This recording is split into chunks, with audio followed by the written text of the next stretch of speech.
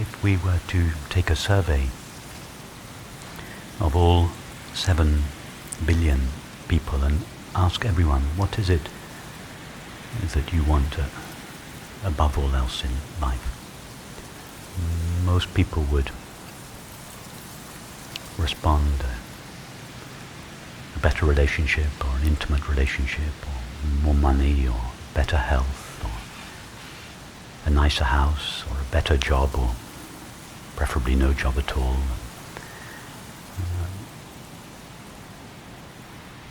A family, friendship, etc. Or some people would ask for less tangible things, knowledge of God or enlightenment.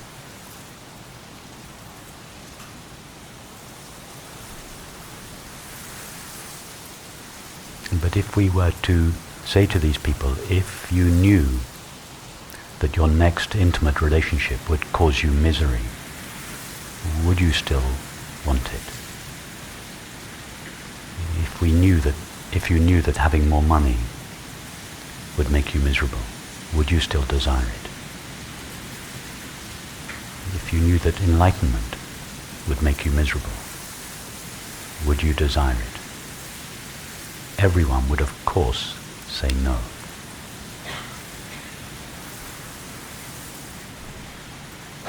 Just from that simple fact, it should be clear to us that what we really want is not an intimate relationship, better health, more money, knowledge of God, or enlightenment.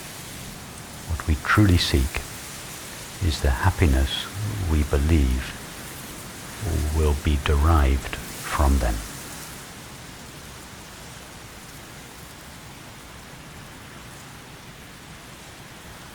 Is there anything you can imagine desiring more than happiness?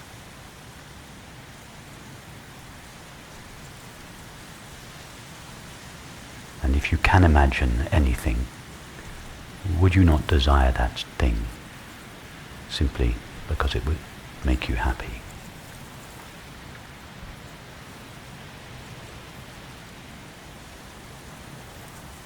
See clearly that the one thing anybody ever truly longs for is happiness.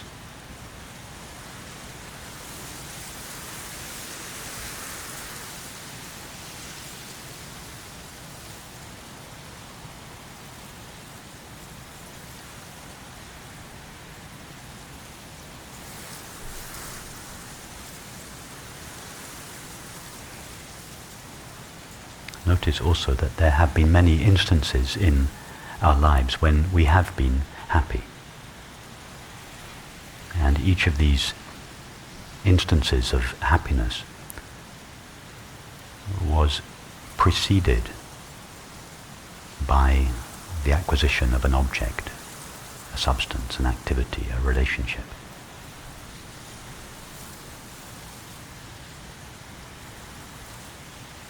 When we were 5 years old, it was the trip to the sea that seemed to make us happy. When we were 10 years old, it was our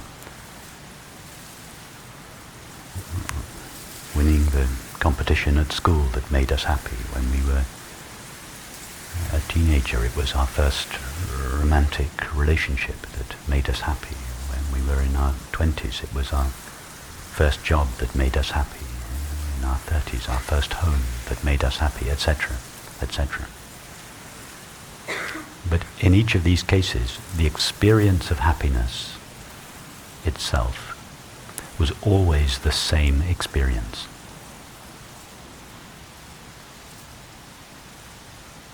The experience of happiness, age 10, when we won the competition at school, was exactly the same experience as the experience of happiness that we felt 20 years later when we bought our first home or got married or had our first child or whatever it was.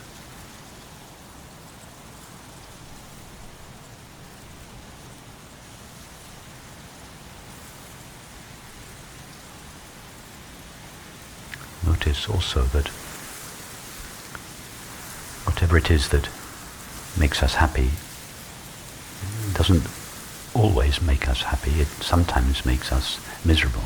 If that were not the case, we would all be happily married to the first person we ever fell in love with.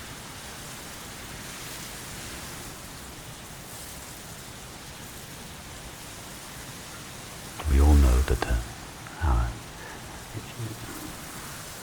particularly intimate relationship the same relationship can produce the greatest happiness and the greatest misery we have ever experienced.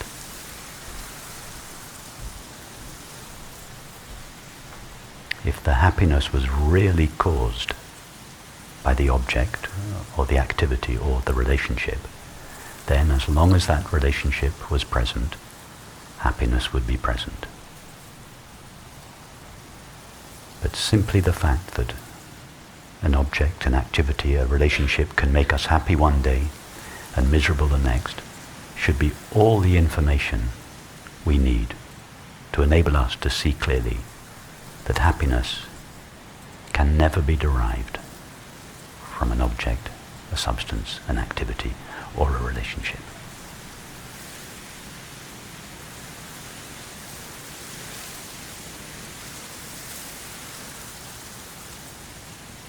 What is it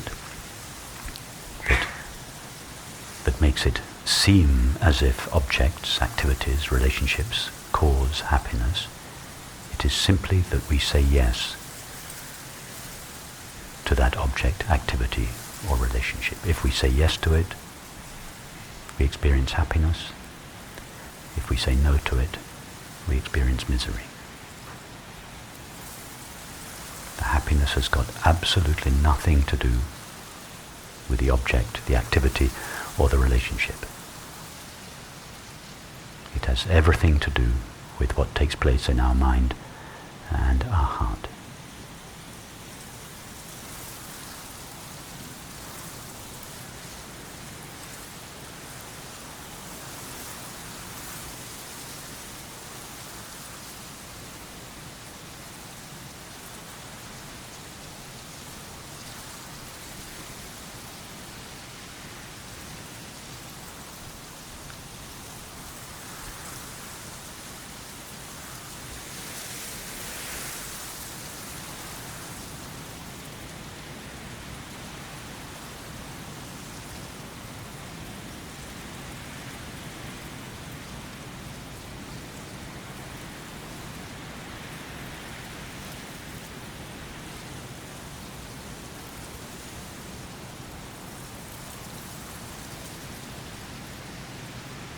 It might seem that happiness is an intermittent experience that fluctuates with all other experiences, and as such it is something that is experienced from time to time.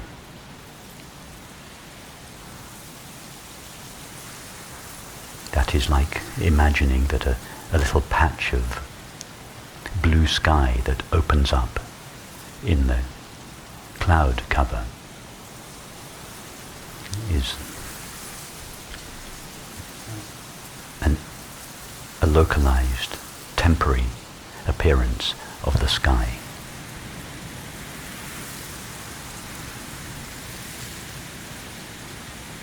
The patch of blue sky is not a local, temporary appearance of the sky. It is simply an opening in the clouds onto the ever-present reality of the sky.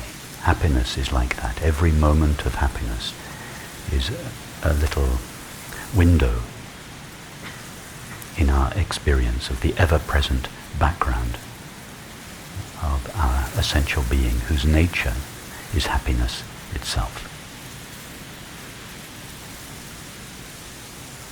What is it that causes this opening of the cloud cover? What is it that gives us access to this ever-present background of happiness? Simply our saying yes to the current situation. If we say no to the current situation, that is the closing of the clouds and the obscuring of the ever-present background of happiness.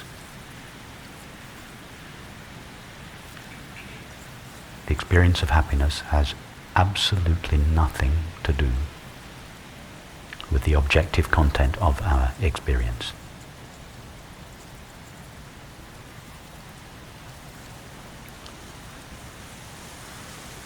To invest one's desire for happiness in the objective content of experience is madness. It is a recipe for misery. If we believe that a person can make us happy one day, that person will, by definition, make us miserable the next.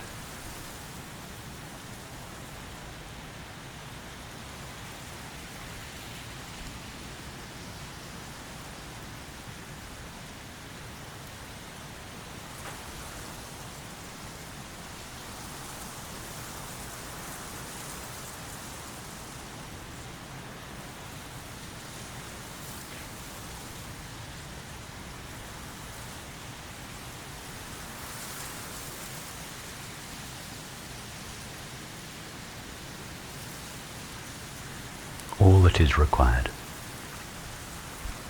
to experience continuous peace and happiness is to say yes to our current circumstance. In fact, it's not even necessary to say yes to it. This openness, this allowing, this welcoming of experience is the nature of awareness. It is what we are. It is not something we have to do. We do not have to make an effort to say yes.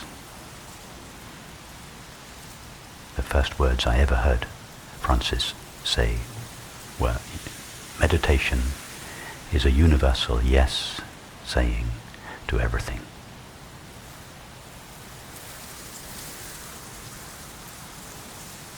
This universal yes saying to everything is the nature of ourself. It is not something we have to practice or do. It is what we are. The space of this room does not negotiate every person who enters it, wondering whether or not the space approves of the person or not. The nature of the space is to say yes to everything that appears within it, however wonderful or awful it may be. We are like that. We, awareness, are like that. Our nature is this openness. We do not have to practice this openness, this yes saying to everything. It is what we are. It is not what we do. What we do, what the mind does, is to say no to some things. Whatever we say no to makes us miserable. It's as simple as that. Our suffering is our own activity. Nobody imposes suffering on us. If we think that the loss of our faculties, or the behavior of our partner, or the state of our bank balance, or the state of our health, is the cause of unhappiness, we are fooling ourselves. None of these things can cause us unhappiness unless we give them permission to do so, in which case they will do so. The only thing that causes us unhappiness is saying no to our current experience. Nobody imposes unhappiness on us. Nobody and nothing can make us unhappy. Our suffering is our own moment-to-moment activity.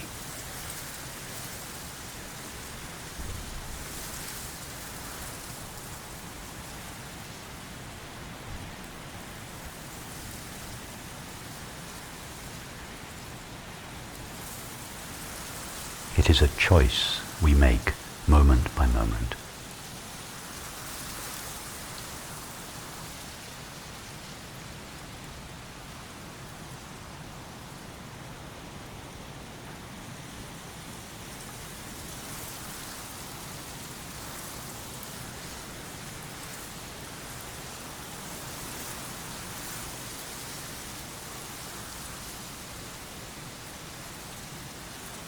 this does not mean that we lead a life of passive resignation.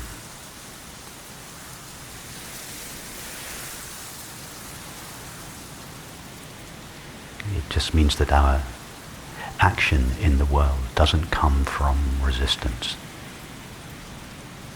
It comes from joy, it comes from enthusiasm.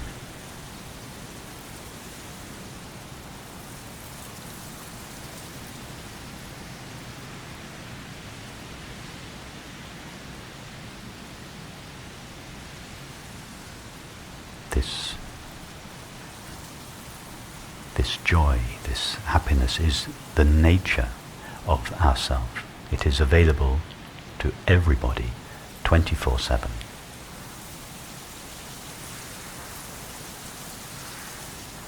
Nothing can put happiness into us from the outside. Whenever we experience happiness, we always experience it within ourselves.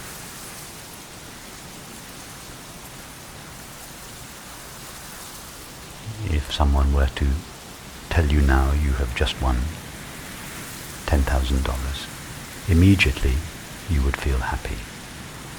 The happiness has not been put into you from the outside. It was lying in the depths of your being, simply waiting to be triggered.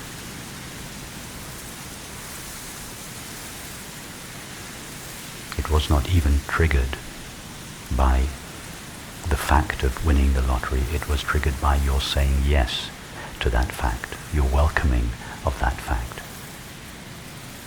Why not simply welcome whatever you are currently experiencing? The state of your health, the behavior of your partner, whatever it is. Right there, the same happiness that you would feel on winning the lottery would be unleashed in your experience.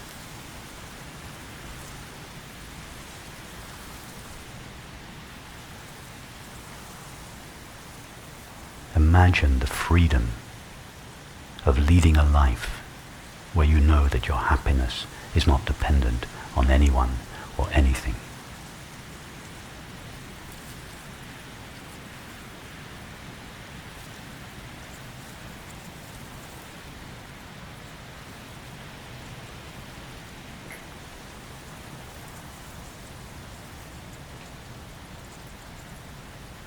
Anyone who is in an intimate relationship should turn to their partner later today and say, I love you, but I do not need you. I do not expect you to provide love for me, and nothing you can do or cease doing can make me happy or miserable. That is the kindest thing you can say to your partner, to relieve your partner of the impossible burden of producing happiness for you. They will never satisfy that demand, and sooner or later you will feel let down by them. Why not simply relieve your partner of that impossible demand right at the beginning of your relationship? The quality of your relationship will improve tenfold as a result. And those of you who are not in intimate relationships, who seek intimate relationship, or indeed any other object or activity or state, make sure that you do not seek that relationship with the belief that it will make you happy. If you enter a relationship with the belief that it will make you happy, you can be absolutely certain that it will one day make you miserable.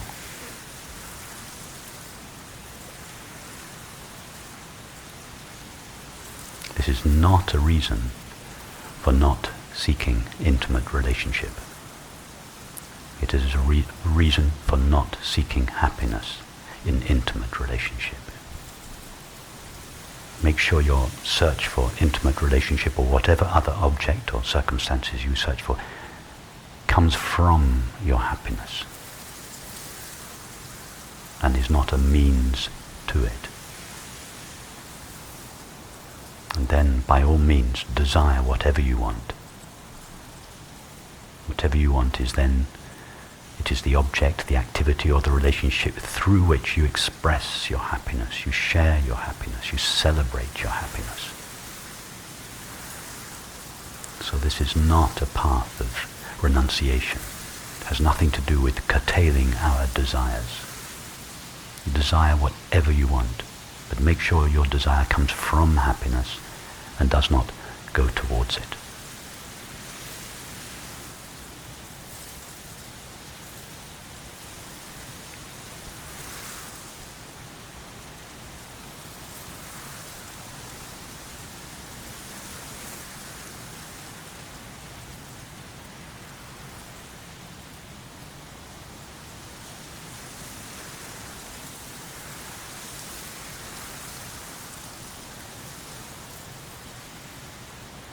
No experience is unbearable. No experience is overwhelming.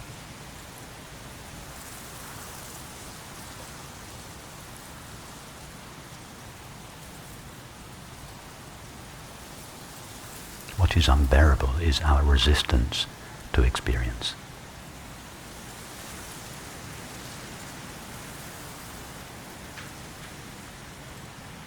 No experience has the capacity to make us miserable unless we resist it, unless we say no to it.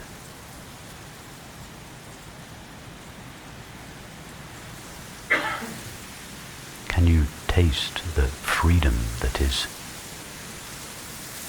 available to you,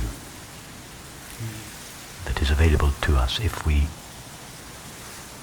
simply stop resisting, stop demanding that experience appear in a way that is consistent with our expectations? If we demand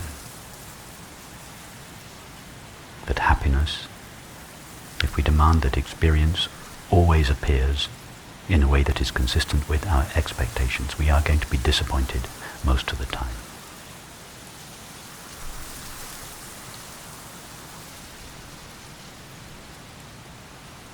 Can you imagine the absurdity of only being happy when the sun shines?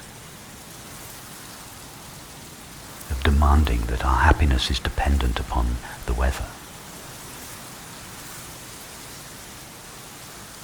Well, what are you going to change, the weather or your resistance to it? To change our resistance to it takes a moment, less than a moment.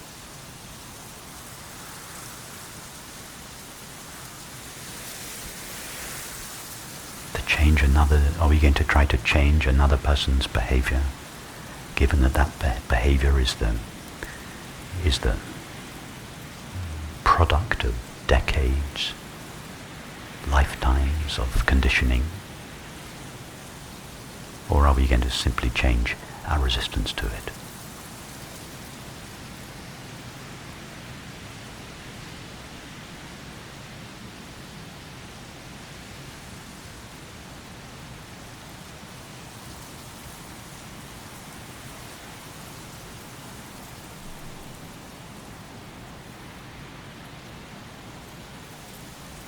Once it is clear to us that our peace and our happiness is not dependent on objective circumstances, a great ocean of freedom opens up in us. We feel that we touch all experience intimately, but no experience touches us in the sense of harming us or hurting us.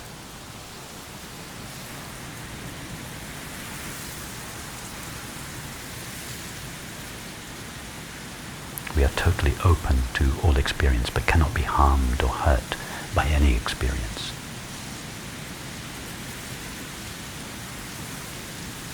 Therefore, there is no need to defend against anyone or anything.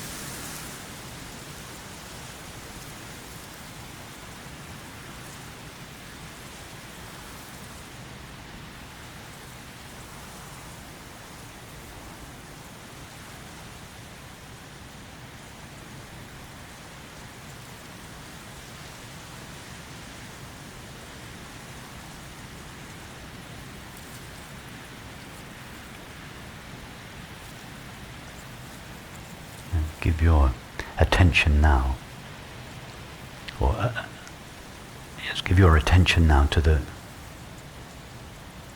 worst element of your current life, whatever it is in your current life that you consider to be the worst, the most unpleasant, the most unbearable part of it. Whether it's something to do with your health, your relationship, your finances, your whatever it is,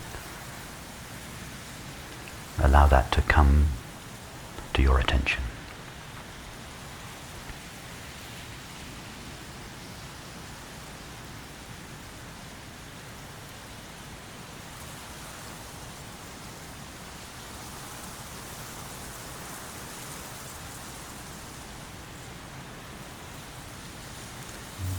Feel the impulse in you to avoid whatever this situation is.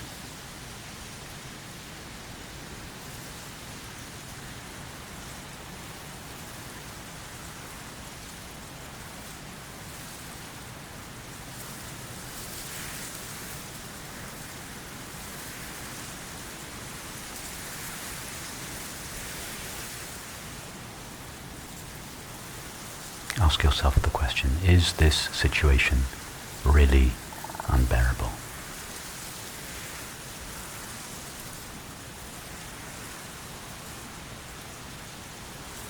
Ask yourself the question, is the situation even unpleasant? Or is it my rejection of it that confers unpleasantness upon it?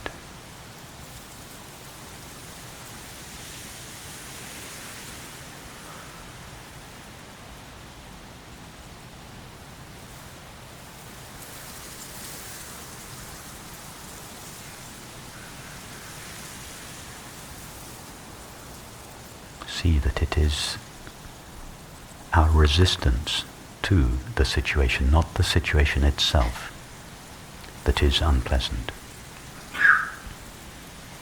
Our resistance is something that we are doing.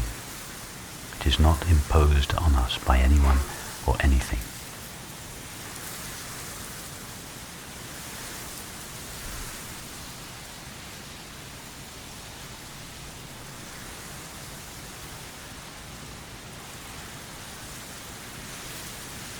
Now just say to yourself, face this situation that was once so unbearable or even unpleasant. Look at the situation, whether it be a situation, a person, whatever it is, and just say to it, I totally accept you. You cannot affect me in any way.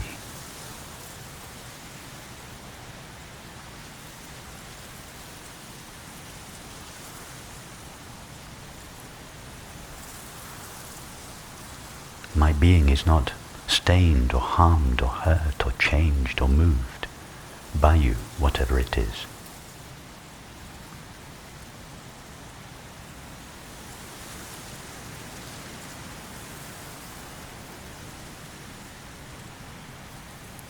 Feel the independence of your own being. That your own being needs nothing from the person or the situation.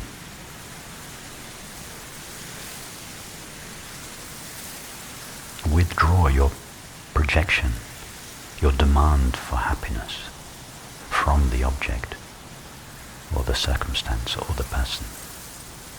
Liberate them from the demand to make you happy. Take responsibility for your own happiness.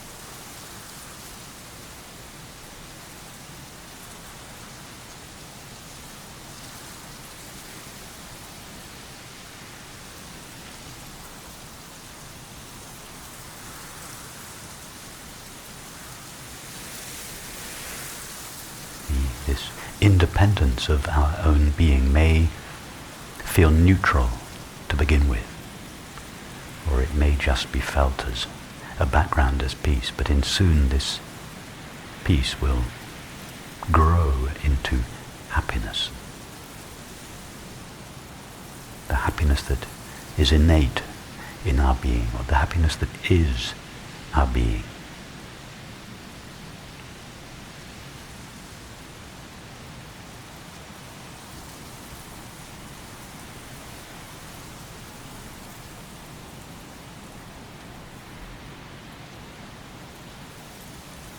When Joseph Campbell said, "Follow your bliss," he didn't mean seek your bliss in one object and then the next object and then the next object and then the next object. He meant find this bliss, this happiness within yourself and stay with it. Move from object to object, from relationship to relationship, in touch with this innate happiness or bliss. And if we do that, this happiness begins to shed itself, spread itself, confer itself upon everything that it touches.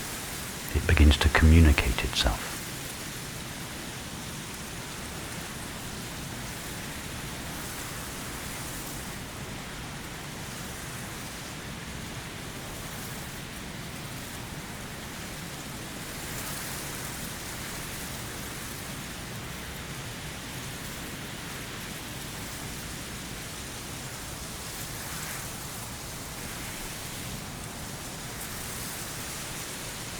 Don't turn this into a practice.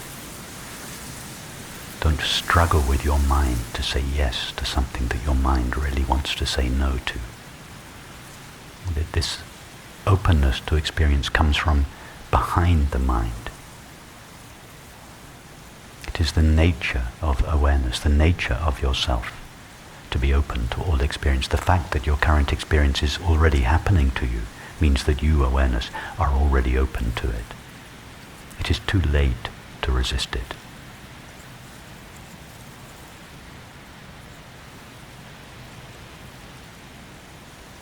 This openness to experience is what we are, not what we do.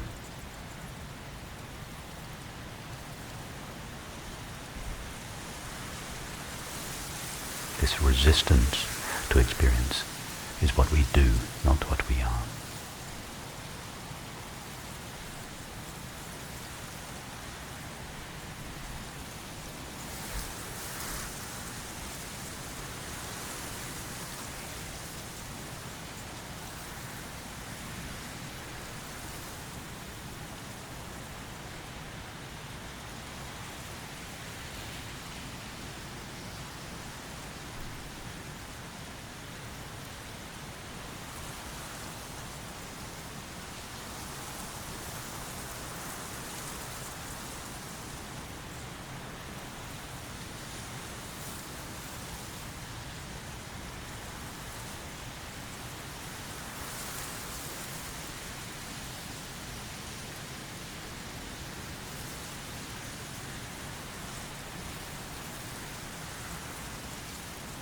The Church of England should rewrite their marriage vows. Someone getting married should say to the other, "I love you, but I do not need you. You are free to do whatever you want. You can stay with me for a day, a year, or 50 years. I love you and I love your freedom. I respect your freedom. And I trust you to respect my freedom. My happiness is not dependent on you."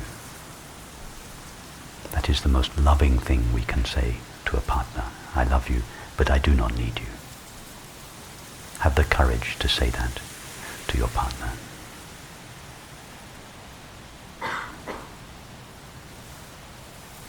And for those of you not yet in a relationship, or not, I don't mean not yet, for those of you that I don't mean to imply that relationships are the ultimate destiny of all people, I'm sorry. For those of you who may at some stage embark on a relationship, be sure that you say early on in your new relationship, I love you, but I do not need you, and I do not expect you to produce love or happiness for me.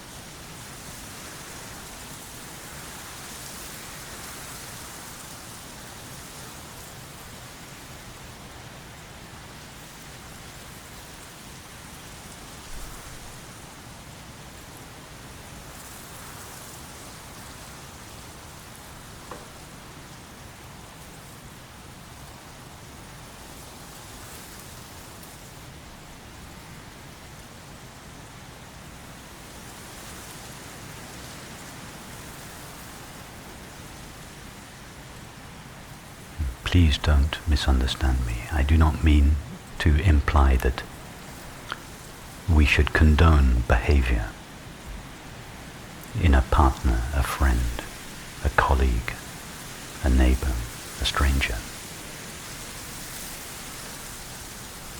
that does not come from love or understanding. It is legitimate to do so.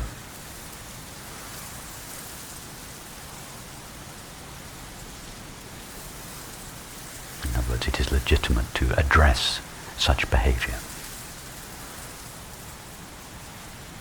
All I am suggesting is that we do not allow our happiness to be a hostage to anyone or anything.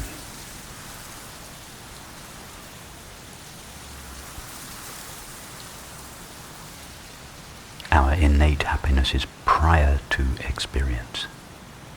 It is never the result of experience.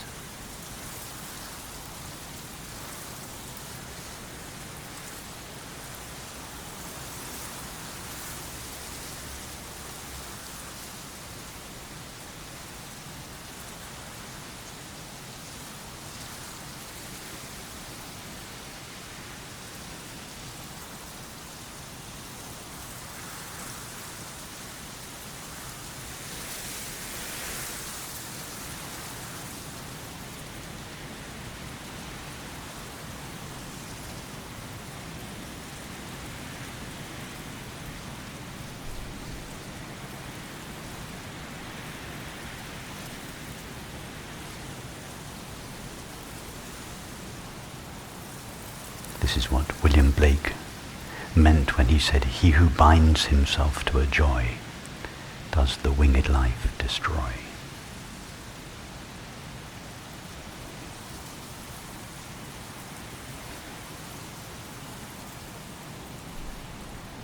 One who allows their joy to be bound by a person, a circumstance, an object, an activity.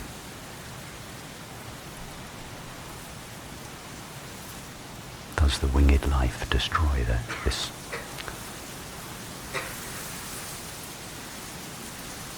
freedom, this independence?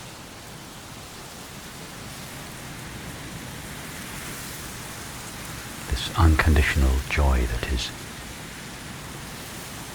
available to everyone at all times, under all circumstances.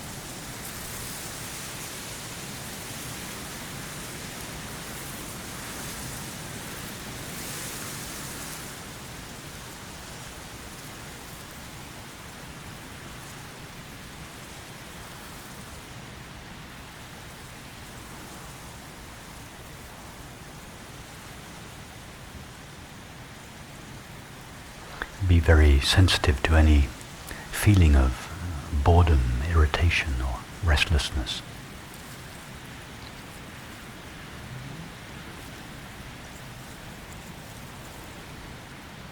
These are much subtler forms of resistance to the current experience. They may not be a big issue such as our failing health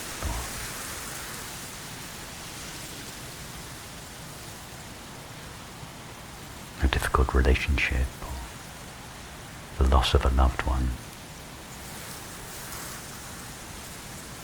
But nevertheless, our boredom, irritation, restlessness is just a subtle rejection of the current experience.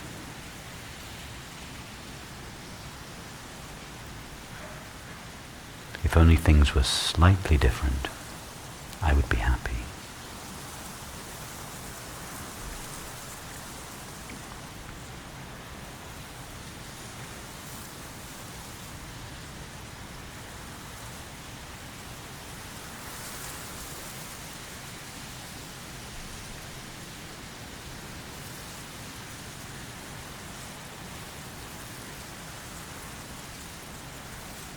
Face whatever it is that seems to be intolerable or unbearable or even mildly unpleasant,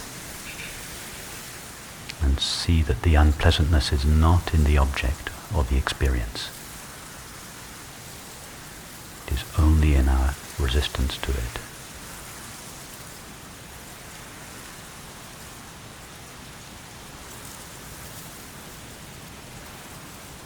That resistance is our suffering.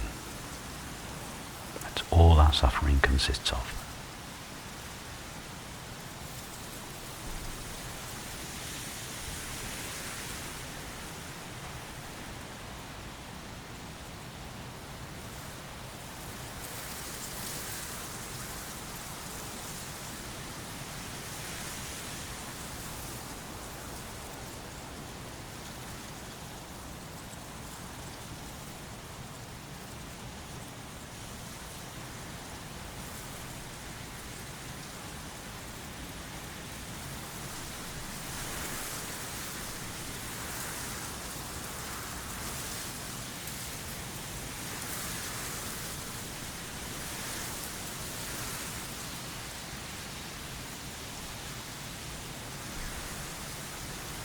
If you find yourself in a situation where you have to say no to something, make sure that the no comes from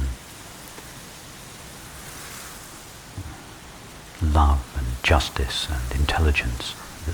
That the no, make sure the no doesn't arise on behalf of a person who feels hurt or disrespected or diminished.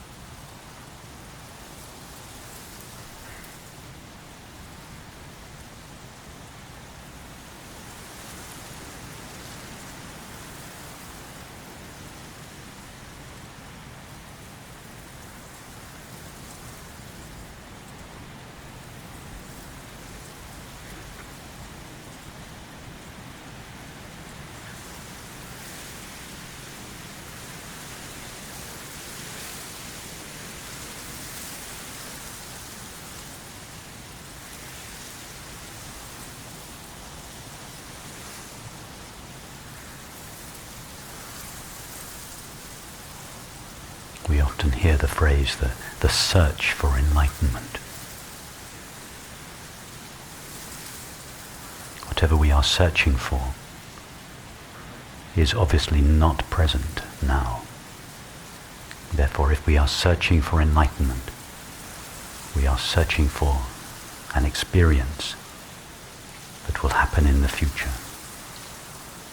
And if we are searching for an experience that will begin in the future, that experience will by definition end.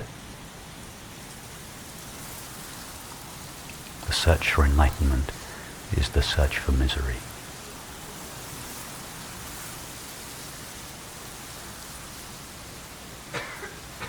We are searching for enlightenment. We are not searching for enlightenment. We are searching for a state. And even if we get that state, it will sooner or later leave us. And we will be more miserable than we were before we got it.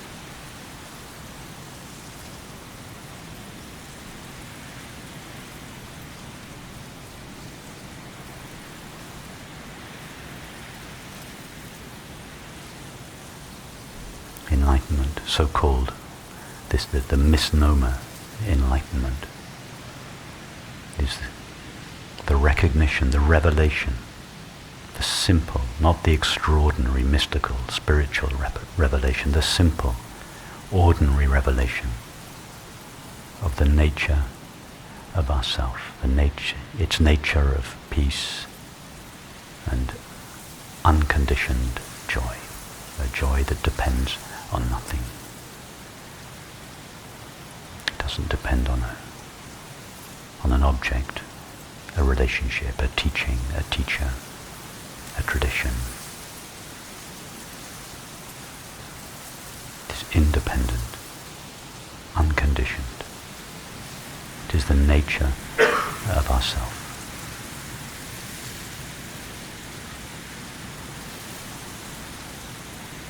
It cannot be found because it cannot be lost.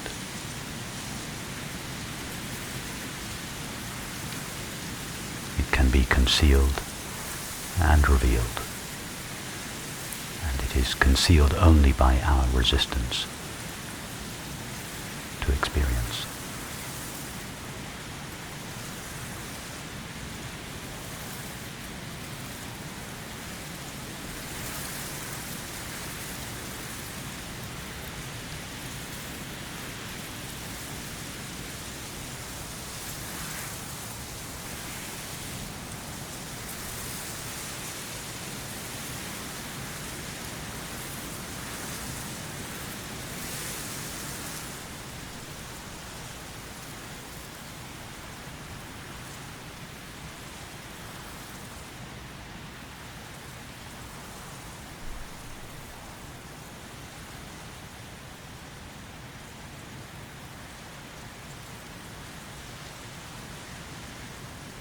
The patch of blue sky is not an object that appears in the clouds from time to time.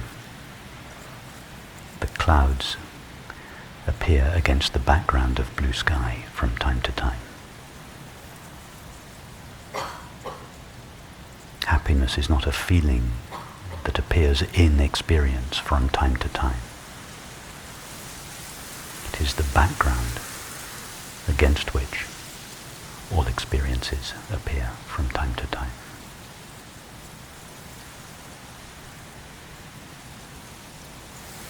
It is the nature of the background. It is the nature of our being.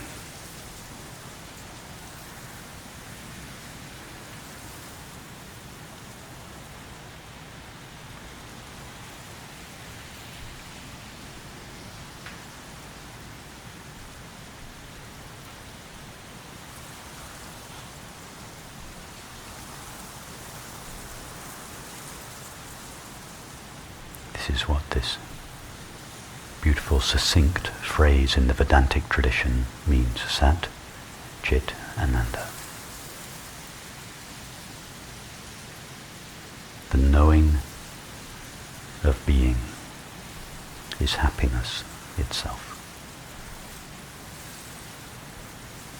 The knowing of our own being as it is, its knowing of itself, is happiness.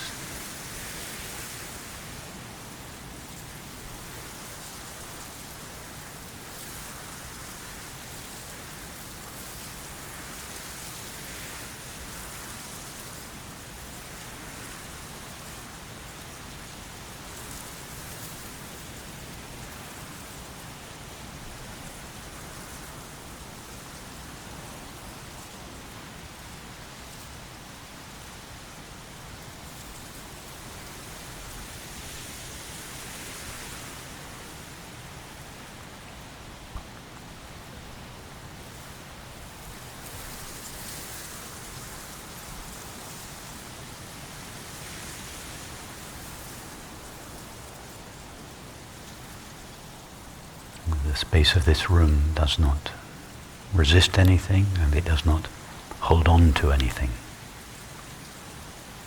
And be like that space.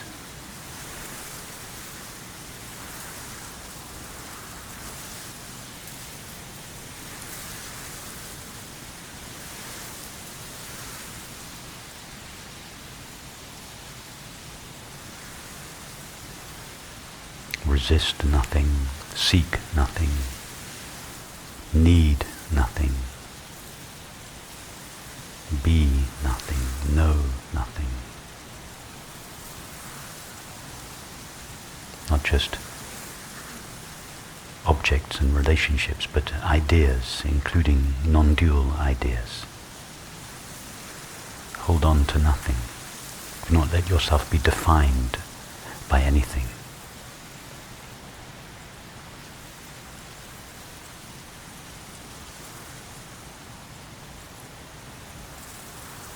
When everything that we can let go of is let go of, then that for which we long above all else shines by itself.